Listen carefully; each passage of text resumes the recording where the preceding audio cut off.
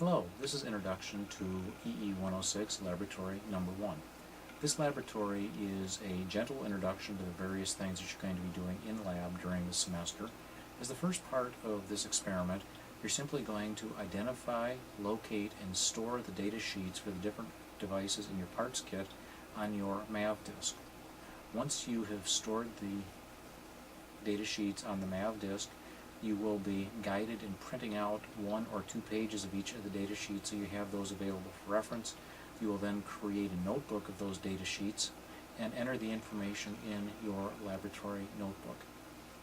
The intent is just to allow you to have all your information in one place, so as you're going through building up circuits during the remainder of the semester in the lab, you won't be looking all over for data sheets and spending a great deal of time printing out data sheets time and time again.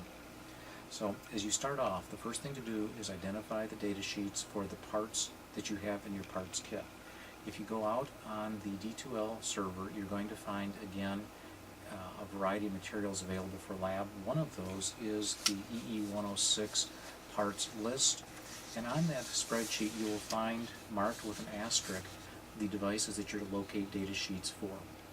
As you go through and search for the data sheet, some of the locations that you may want to look at would be the Texas Instruments website, the Motorola website, Harris Semiconductor website, and some of you may just choose to use the Google search tools and simply type in, for example, 74LS00 to find a data sheet for that part. Many people archive those data sheets and put them on their websites for student use. Again, I'd like you to try a variety of different things in locating these data sheets so that you'll have a good handle on how to find data sheets in the future. Again, data sheets that you're to find are marked with the asterisk, and please don't print out all pages of the data sheets. You only need a very limited amount of information off of these data sheets. Typically what you're after would be the pinout and the functionality of the device. The pinout just shows which pins are connected to serve what function, and the functionality simply describes whether it's an AND gate or an OR gate or an inverter and things like that. As you look for the data sheets, please don't be confused by the letters in the middle of the numbers that indicate technology type.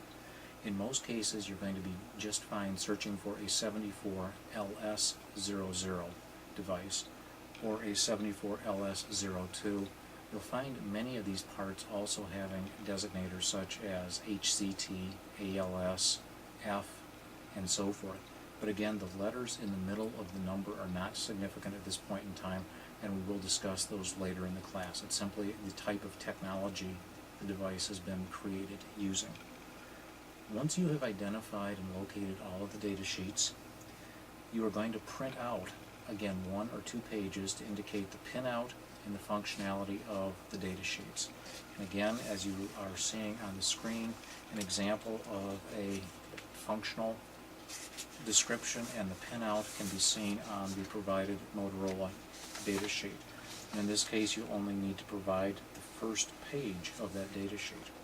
Once you've identified the data sheets, I'd like you to transfer this information into your laboratory notebook.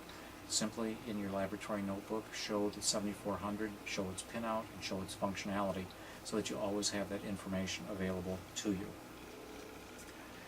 You're being asked in this laboratory to go through and read the laboratory handout on the use of the breadboard and talk about how you would connect and will connect next week the 74LS00 device on the breadboard so you can test its functionality.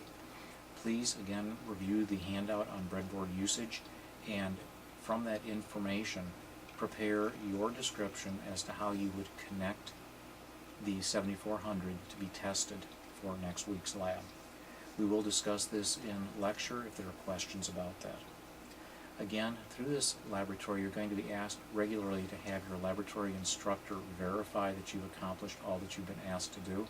Please be patient, please plan ahead, and please take turns in gaining access to your laboratory instructor.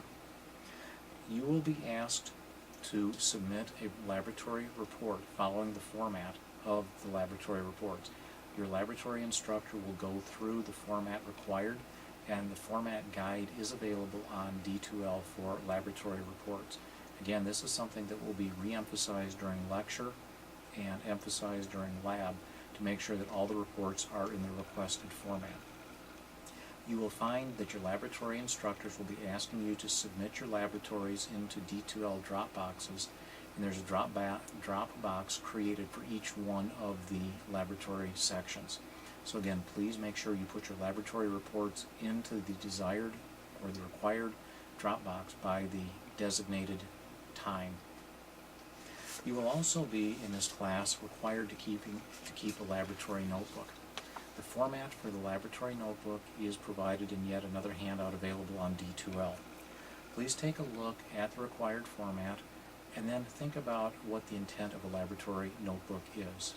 First and foremost, a laboratory notebook must be legible. If your writing can't be read by others, then it's not going to serve any purpose. The purpose of the laboratory notebook is to clearly document that you did the work and allow someone else to replicate the work that you've gone through. If you simply think about neatness and think about the ability for others to replicate your work, much of the other information in the laboratory notebook just flows very naturally. Your laboratory notebook should have entries made into it prior to you coming to lab. You should have a procedure laid out in your laboratory notebook before you arrive in lab. If you are simply looking at the materials and trying to put things together as you come into lab, most of the time you will not have time to finish your laboratory exercises. Please, again, plan ahead. Please look at the laboratory topics that we'll be covering this semester, and please ask questions in lecture as would be appropriate to gain additional understanding on the laboratories. Please, in your laboratory notebook, when you make a mistake, do not tear the pages out. Do not repeatedly cross through them or block them out. Simply cross out with a single line the error that you've made and then move forward. Many people will choose to use the left-hand page as a page to put in supplemental information. Again, there are a variety of different ways to keep a laboratory notebook, but neatness and ability for others to replicate your work should be guiding factors in this process. Again, please review the materials because it is very likely that you'll have a quiz in lecture over these topics. Thank you very much and good luck on your first lab.